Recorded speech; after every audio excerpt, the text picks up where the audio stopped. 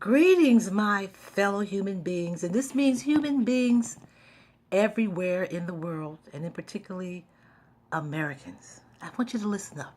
It doesn't matter what religion you come from. It doesn't matter your socioeconomic status.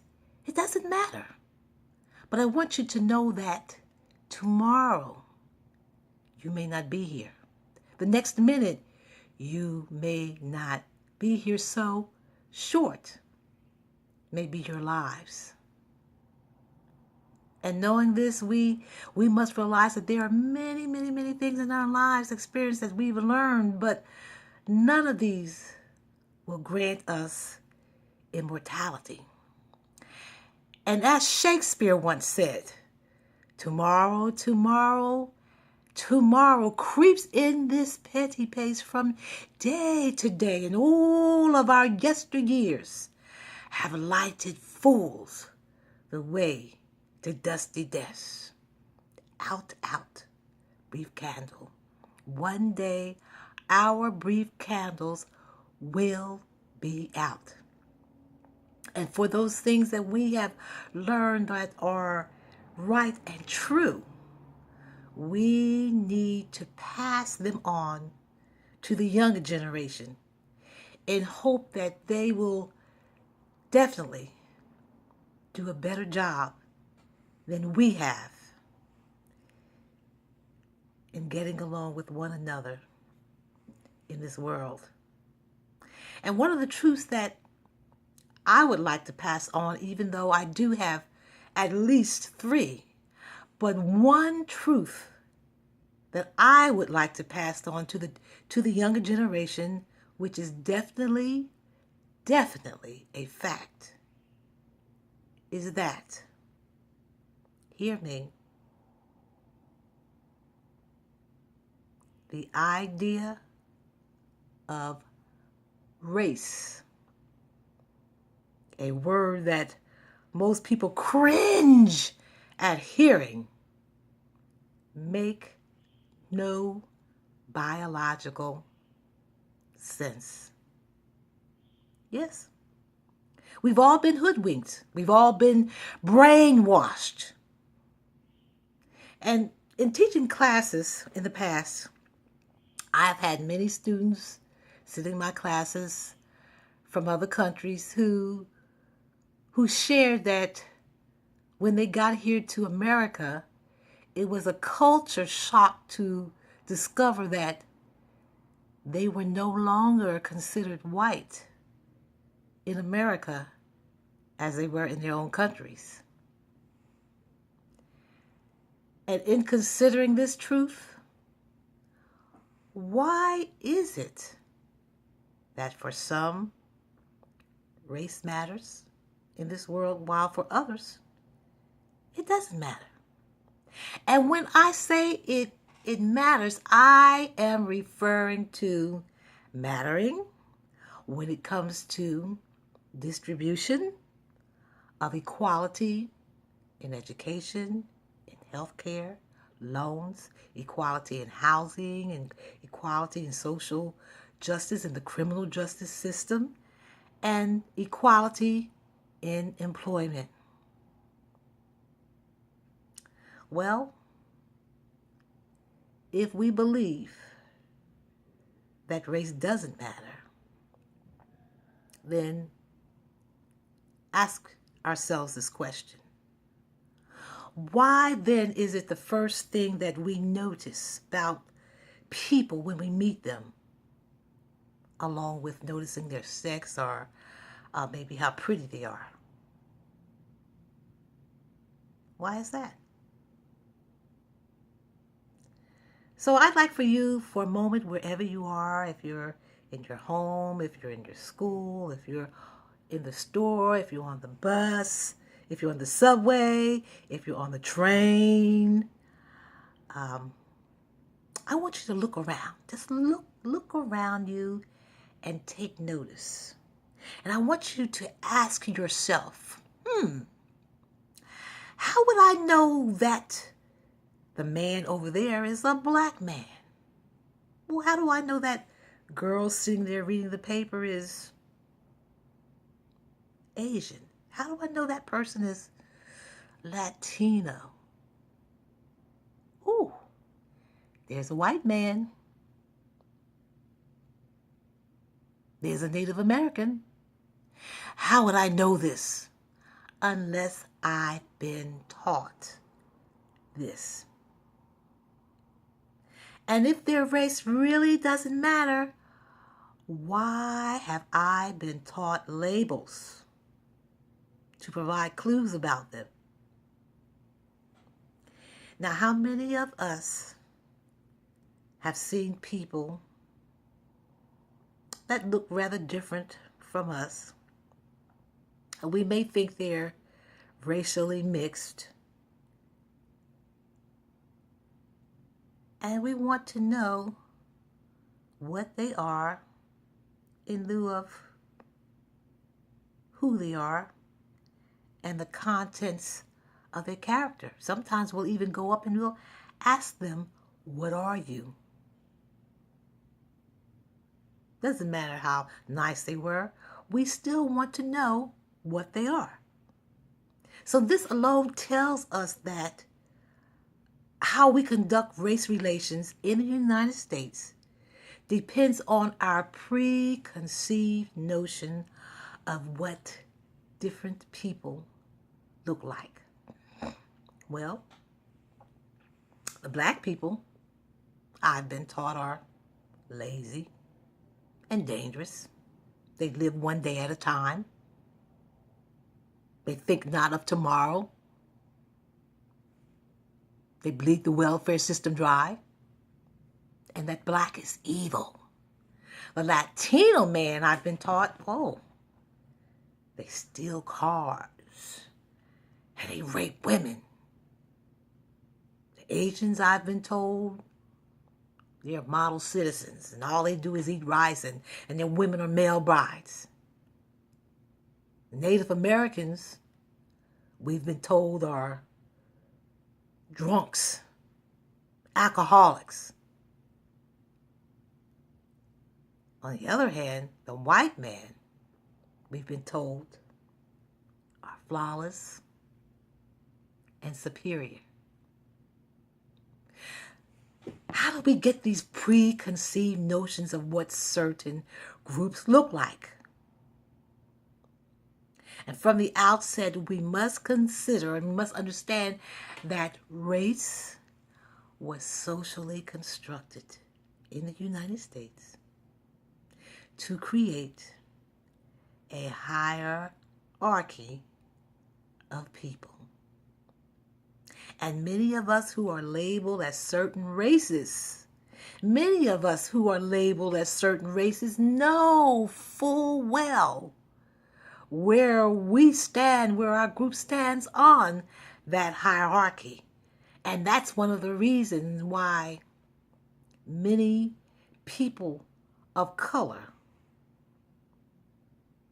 compete with one another and fight with one another. Well, to begin, in the 16th and 17th centuries in Europe, race only referred to a common ancestry, emphasizing linkage of kinship rather than physical characteristics such as skin color that we rely on to identify the race of someone. And it wasn't until the 18th century that this term came to mean a distinct category of human beings with physical characteristics transmitted by descent. Is this familiar? The 18th century?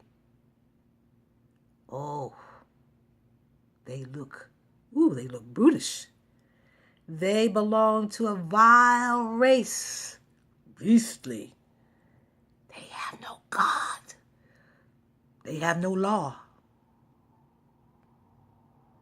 They are monsters. They have no religions. They are cannibals.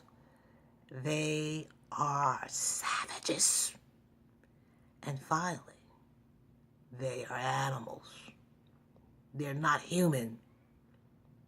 So now we have justified using them for free labor to do the dirty work. Secondly, the Census Bureau, on behalf of the government, is responsible for categorizing people into races, thus using the natural variation in human skin color to sort people into groups, thereby keeping this racial hierarchy going on and on and on. So yes, the labeling of races stem from a historical and political process. Now, I don't know how many of you recall, but in 1982 and 83, there was a lady called Susie, I believe Phipps, who unsuccessfully sued the Louisiana Bureau of Vital Statistics of Records to change her racial classification from black to white. Well, this lady felt that since she was a descendant of an 18th century planter and white slave or slave, she should not have been designated as black on her birth certificate, even though it was in accordance with a 1970 state law declaring everyone with at least one drop of Negro blood as black. So, Phipps' attorney called on a retired university professor who cited research indicating that most whites have 1/20th Negro ancestry.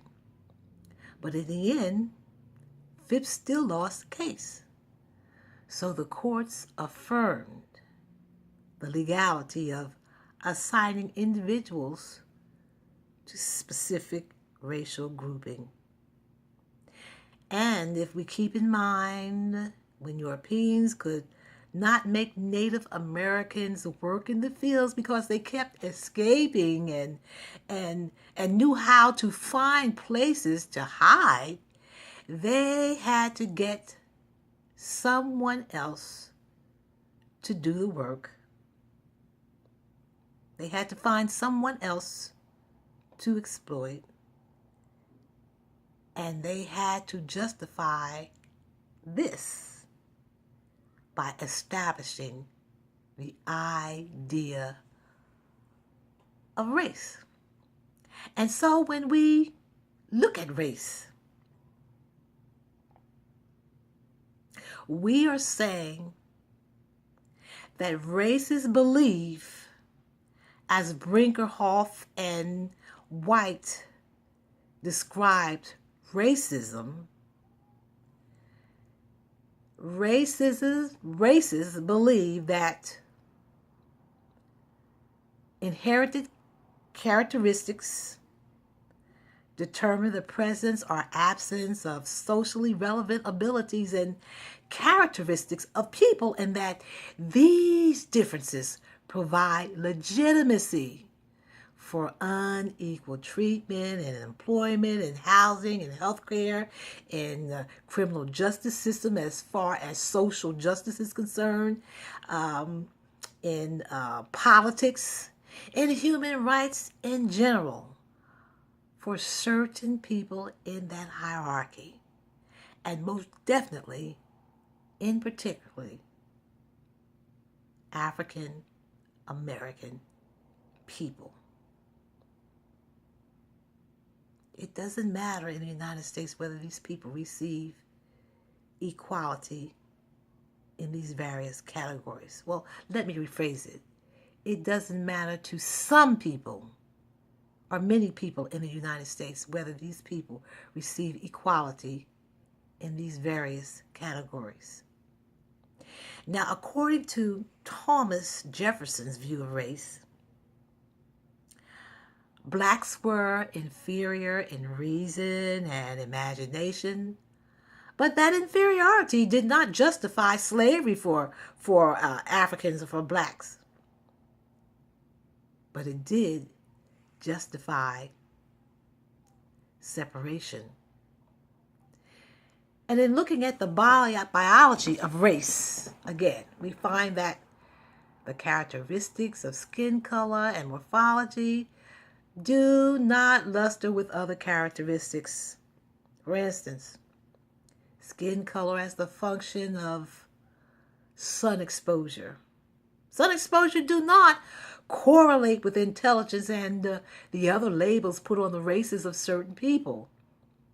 Skin color and morphology also do not cluster with other physical traits. Now let's look at percentages when it comes to race, and I hope that I've gotten this right and remember this correctly. In research, we find, looking at percentages, that only 0.2% of randomly chosen human beings differ. And so if we look at Europeans and Asians and say they are considered as two races, then 0.012% of their genetics is racial. And here's a big wake-up call. As far as blacks and whites are concerned in the United States, they're much closer than what we think. 20% to 30% of genetic material of African and Americans already derives from Europeans or Native American ancestors. So, this means that race does not exist in any way sufficient for scientific purposes. And the common usage of the term race is simply a means of distinguishing groups of people according to skin color and morphology. But what about the dark Italian versus black? Race, as it was created in the United States, again, is a means of distinguishing groups of people according to race of parents and ancestors. But parents can be different races. Therefore, America's infamous one-drop rule makes little biological sense. No biological sense. Does it make sense to say that to be white in America is simply to have an absence of black ancestry?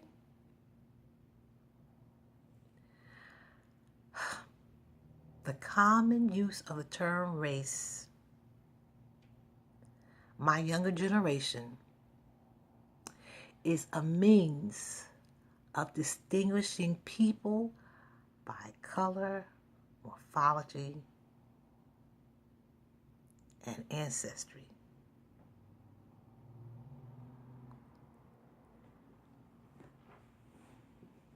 But the problem now is that since we've all been brainwashed for centuries, over and over and over on a daily basis, into accepting ascriptions historically given to us, that means to say there are no blacks may mean giving up the struggle for racial justice.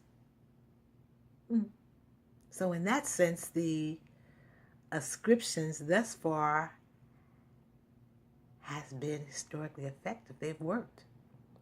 They have worked down through the centuries, year after year after year, because we've all bought into it. We've all bought into it. We've all been imprisoned by these scripts. We've all been imprisoned. All over the world, we have been imprisoned. But do black people also share the same culture? No. No. Do all Latinos share the same culture? No. Do all black people like jazz? No. Do all black people, belong to the same type churches? No.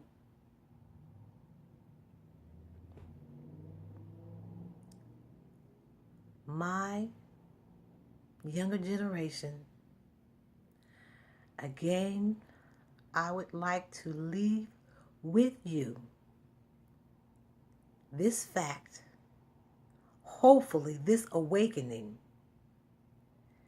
that the idea of race make no biological sense, and that you can take this information and run with it in order to do a better job of getting along with one another in America than we have presented to you.